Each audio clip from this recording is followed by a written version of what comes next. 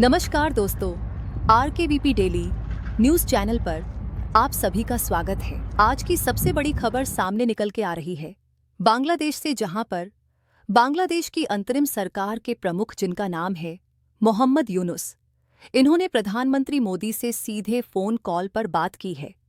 और इस phone call के दौरान कुछ ऐसे जरूरी मुद्दों पर बात की गई है जिसकी जरूरत आज दोनों देशों को सबसे ज्यादा है। दूसरी अपडेट IMF से सामने निकल के आ रही है, जिसमें कहा गया है कि भारत कुछ ही सालों में दुनिया की तीसरी सबसे बड़ी अर्थव्यवस्था बन जाएगा। तीसरी अपडेट कि भारत की तरफ से एक ऐसा स्ट्रेटेजिक प्लान बनाकर के तैयार किया गया है जिसके बाद चीन, जो दुनिया भर के देशों को कर्ज ले दबा देता है, वो नहीं कर पाएगा। चौथी अपडेट कि भारत का विदेशी मुद्रा भंडार एक बार फिर नीचे जाता हुआ नजर आ रहा है। पांचवी अपडेट, बांग्लादेश का समुद्री क्षेत्र जिससे ट्रांसपोर्टिंग का काम होता है, एक सामान को एक जगह से दूसरी जगह लिए लेकर जाया जाता है, उसे पर बहुत बड़ी खबर आ रही है। तो आज के इस वीडियो में सारे इंपॉर्टेंट अपडेट्स हम आपको बताने वाले हैं। दोस्तों, वीडियो में आगे बढ़ने से पहले कमेंट में जय श्री राम जरूर लिखें। और अगर आप अपने देश से सच्चा प्यार करते हैं, सच्चा स्नेह रखते हैं, तो दिल से एक लाइक जरूर करिएगा। और हाँ, चैनल को सब्सक्राइब जरूर कर लीजिएगा, क्योंकि यह आपके लिए 1 सेकंड का काम है, लेकिन इससे हमारी बहुत बड़ी मदद होती है। तो आप लोग चैनल को सब्सक्राइब और वीडियो को लाइक जरूर करिएगा। सबसे पहली और इम्पॉर्टेंट अपडेट बांग्लादेश से सामने निकल के आ रही है, जहां पर रिसेंटली प्रधानमंत्री मोदी और बांग्लादेश के अंतरिम सरकार के प्रमुख मोहम्मद यूनुस ने बीते शुक्रवार को फोन कॉल पर बात की है। बांग्लादेश में जब से सत्ता परिवर्तन हुआ है, हिंदू अल्पसंख्यकों के साथ लगातार हमलों को लेकर के बड़ी खबरें सामने आ रही हैं। तब इन दोनों नेताओं की पहली बार ये बातचीत की गई है। और हमें यह नहीं भूलना चाहिए कि शेख हसीना अभी भी भारत में मौजूद हैं, लेकिन भारत बांग्लादेश को एक राजनीतिक पक्ष से हट करके एक स्ट्रेटेजिक लोकेशन के हिसाब से देखता है, क्योंकि बांग्लादेश लगभग चारों तरफ से भारत से घिरा हुआ है और यहाँ पर होने वाला कोई भी कदम भारत के लिए आगे चल के बड़ी चिंताएं पैदा कर सकता है। इसीलिए भारत चाहे मोहम्मद यूनुस हो या फिर शेख हसीना, सबके साथ अपने अच्छे रिश्ते रखना चाहता है। फिलहाल इस बातचीत के दौरान प्रधानमंत्री मोदी ने एक्स यानी कि दोनों देश अपनी अर्थव्यवस्थाओं को आगे बढ़ाएं, इस पर आश्वासन दिया गया है। साथ ही मोहम्मद यूनुस की तरफ से कहा गया है कि देश के अंदर जो हो रहा है, चाहे अल्पसंख्यक हो या फिर किसी भी कम्युनिटी की माइनॉरिटी, किसी के साथ भी अत्याचार नहीं होगा। हम यहाँ पर सभी चीज़ों को रोकने की कोशिश अवश्य करेंगे। और ऐसा कई बार देखा गया है। मोहम्मद यूनुस मंदिरों में जा चुके हैं, कई बार उन्होंने ओपनली आकर के ये बात बोली है कि माइनॉरिटी को टारगेट ना किया जाए, और जो भी डैमेज हो रही है प्रॉपर्टीज़, चाहे वो मंदिर हो या फिर किसी भी माइनॉरिटी का घर, हम उसे रिस्टोर करके देंगे। और पुलिस हो या फिर आर्मी, सबसे रिक्वेस्ट की जा रही है कि इन सभी चीज़ों को किसी भी हालत में कंट्रोल किया जाए। और इसी चीज़ को लेकर के UN ने भी रिपोर्ट पब्लिश की है, जिसमें बताया गया है कि बांग्लादेश के करीब 27 ऐसे ज़िले हैं जहां पर लूटपाट और ऐसी खबरें सामने आई हैं। इन सभी जगह पर माइनॉरिटी के रिलीजियस प्लेस और उनकी प्रॉपर्टीज़ को डैमेज किया गया है, जिसे रिस्टोर करना बांग्लादेश की जिम्मेदारी है। फिलहाल अभी तक जो बातचीत हुई है, इससे यही लगता है कि भविष्य में स्थिति पहले से और ज़्यादा नॉर्मल हो जाएगी। अब आगे चलकर क्या होगा, यह देखने वाली चीज़ रहेगी। फिलहाल इस पर आपकी क्या राय है, कमेंट्स में ज़रूर बताइएगा। नेक्स्ट इंपॉर्टेंट अपडेट की बात की जाए तो ये IMF से सामने निकल के आ रही है, जहां पर IMF की डिप्टी मैनेजिंग डायरेक्टर डॉ गीता गोपीनाथ ने इन्फॉर्मेशन दी है कि 2027 तक भारत दुनिया की तीसरी सबसे बड़ी अर्थव्यवस्था बन जाएगा। साथ ही इसमें भारत के सामने कई चैलेंज भी आने वाले हैं, जिनका डट करके भारत को सामना करना होगा। जानकारी के लिए आपको बता दें कि यह एक भारतीय मूल की अमेरिकी अर्थशास्त्री हैं, जिन्होंने 21 जनवरी 2022 में ने अंतर्राष्ट्रीय मुद्रा कोष यानी कि IMF के पहले उप प्रबंध निर्देशक के रूप में कार्य शुरू किया था। लेकिन अर्थव्यवस्था के साथ साथ उन्होंने कई चैलेंज भी भारत के सामने बताए हैं। पहला बड़ा चैलेंज ये है कि भारत के अंदर जो अनएम्प्लॉयमेंट है, यह लगातार बढ़ता चला जा रहा है। Recently Delhi school of economics में उन्होंने अपने एक स्टेटमेंट को दिया है। उन्होंने कहा कि भारत में जो अर्थव्यवस्था की ग्रोथ रेट है वह 6.6 पर के आसपास है। ये बहुत अच्छी चीज़ है, लेकिन इसी के पैरेलल में जो अनएम्प्लॉयमेंट है ये भी बहुत तेज़ी से बढ़ते चली जा रही है। उन्होंने कहा G20 कंट्रीज़ के अंदर भारत लगभग सबसे ज़्यादा पिछड़ा हुआ देश माना जा रहा है, खासकर अनरोजगार के मामले में। उन्होंने कहा कि जिस तरीके से देश के अंदर जनसंख्या बढ़ती चली जा रही है, 2030 तक करीब 1408 करोड़ अतिरिक्त नौकरियां पैदा करनी होंगी, और अगर ऐसा नहीं कर पाते हैं तो देश के अंदर एक तरफ अर्थव्यवस्था बढ़ रही होगी, लेकिन दूसरी तरफ अनएम्प्लॉयमेंट बढ़ेगा, जो कि देश के लिए काफ़ी ज़्यादा नुकसानदेह होगा।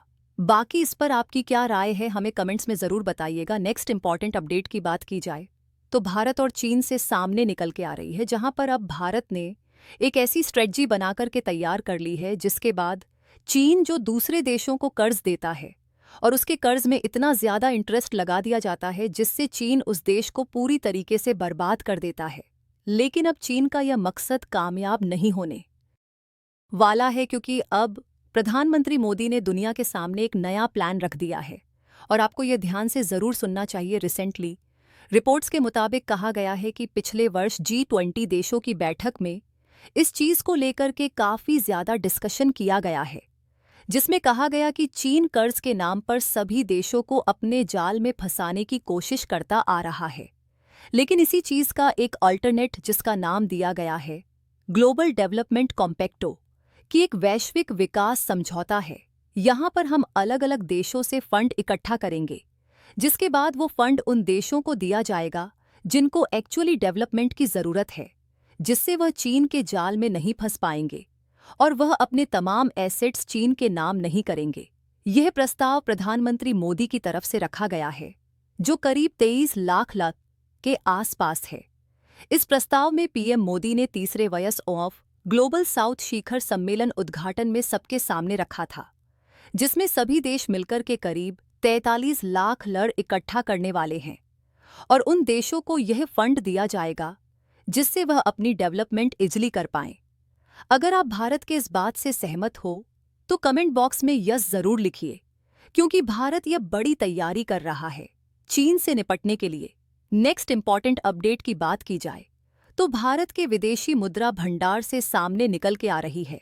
पिछले ही महीने भारत के विदेशी मुद्रा भंडार ने अपने सभी रिकॉर्ड्स तोड़ते हुए इतिहास के सबसे उच्चतम शिखर पर पहुंच गया था, लेकिन अब फिर से यहां पर डिक्लाइन देखने को मिला है। डाटा के मुताबिक बीते 9 अगस्त को वीकेंड किया गया, जिसमें बताया गया कि भारत के विदेशी मुद्रा भंडार में करीब 4.80 बिलियन यूएस डॉलर की कमी आई है। इससे एक सप्ताह पहले जब भारत के विदेशी मुद्रा भंडार में 7.35 अरब डॉलर की बढ़ोतरी हुई थी, तो इससे भारत का विदेशी मुद्रा भंडार अभी घटकर के करीब 670.8 अरब डॉलर पहुंच चुका है।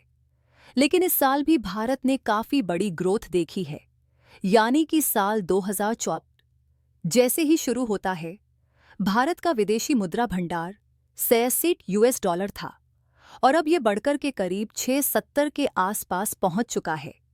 जानकारी के लिए आपको बता दें कि भारत के विदेशी मुद्रा भंडार में सिर्फ करेंसीज नहीं बल्कि तमाम एसेट्स रखे जाते हैं। करेंसीज तो रखी ही जाती हैं, जिसमें यूएस डॉलर, यूरो और दुनिया भर के तमाम वैल्यूएबल करेंसीज, इसके अलावा गोल्ड, कई प्रकार के राइट्स आर्ट्स, ये सभी इसमें शामिल किए जाते हैं। नेक्स्ट इंपॉर्टेंट अपडेट की बात की जाए तो चीन और ईरान से सामने निकल के आ रही है, जहां पर मिडिल ईस्ट के अंदर बढ़ती चिंताओं को लेकर के अब चीन और ईरान एक साथ आ चुके हैं। वैसे तो ईरान को चीन और रूस दोनों का ही सपोर्ट है, लेकिन इस बार सिचुएशन पहले से और ज़्यादा खतरनाक हो चुकी है, क्योंकि अब ईरान ने जो स्ट्रेटजी अपनानी शुरू कर दी है, इससे काफ़ी बड़े लेवल पर डैमेज किया जा सकता है। रिपोर्ट्स के मुताबिक ईरान ने खुफिया जानकारी जुटाने के लिए चीन के साथ एक बड़े समझौते पर साइन कर लिया है, जहां पर वो अमेरिका हो, इजराइल हो, साथ साथ सऊदी अरब, इन सब की चिंताएं बढ़ा चुका है। रिसेंटली रिपोर्ट्स के मुताबिक वॉशिंगटन पोस्ट में इसी बात का खुलासा किया गया है। बीते शुक्रवार को ये रिपोर्ट सामने निकल के आती है, जिसमें कहा गया है कि चीन ने ईरान के साथ साथ सैटेलाइट कंपनियों से समझौते किए हैं, और इसमें सिर्फ चीन नहीं बल्कि रूस भी शामिल है, जिससे वह सारी इंफॉर्मेशन सैटेलाइट के जरिए कलेक्ट कर पाएं, जिससे इस्लामिक रेवोल्यूशन टे को remote sensing satellite technology expert बनाया जा सके, जिससे भविष्य में कभी भी अपने लैपटॉप या फिर कंप्यूटर को ऑन करते ही सारी इंफॉर्मेशन आसपास कलेक्ट करना शुरू कर देंगे, जिससे वाकई इजराइल और अमेरिका जैसे देशों की चिंताएं और ज्यादा बढ़ने वाली है, क्योंकि इन सैटेलाइट के माध्यम से ये सभी चीजें पता की जा सकती हैं कि किस जगह पर हथियार तैनात किए गए हैं, कब क्या क्या तैयारी की जा रही है। और नई एडवांस सैटेलाइट के माध्यम से तो बहुत ही ज्यादा एक्यूरेट इंफॉर्मेशन इनके तक पहुंचने वाली है। सिर्फ इतना ही नहीं, बल्कि ईरान की तरफ से तो कई यूरोपियन कंट्रीज के साथ भी बातचीत शुरू हो चुकी है। अगर वो साथ सेट से भी मान जाते हैं तो डेफिनेटली इनके पास कोई और सैटेलाइट के एक्सेस मिल जाएंगे, जिससे इनके लिए मार्केट बॉर्डर्स और तमाम वो चीज़ों पर नज़र रख पाना आसान हो जाएगा, जिसके बारे में आज से पहले कई देशों ने नहीं सोचा था। वही आज की सबसे बड़ी खबर यह निकाल कर आ रही है कि जो समुद्री क्षेत्र से एक्सपोर्ट इंपोर्ट मतलब जो ट्रांसपोर्टिंग का काम होता था, उसे स्थगित कर दिया गया है। उसकी एक सबसे बड़ी वजह यह है कि हमें समुद्री क्षेत्र में कुछ आतंक जैसा महसूस हो रहा है, जो कि हमारा देश भारत इस पर पूरी तरह से कम कर रहा है। लेकिन यह खबर पूरी तरह से अभी सीक्रेट है, जो कि किसी को नहीं पता है। बाकी इस पर अगर कोई अपडेट आती है तो हम आपको ज़रूर बताएंगे। बाकी इन सभी खबरों पर आपका क्या कहना है, हमें कमेंट्स में ज़रूर बताएं। यदि आपको हमारी ये वीडियो पसंद आ रही है तो आज के इस वीडियो को लाइक और चैनल को सब्सक्राइब ज़रूर कीजिए। जय श्री राम, वंदे मातरम, भारत माता की जय।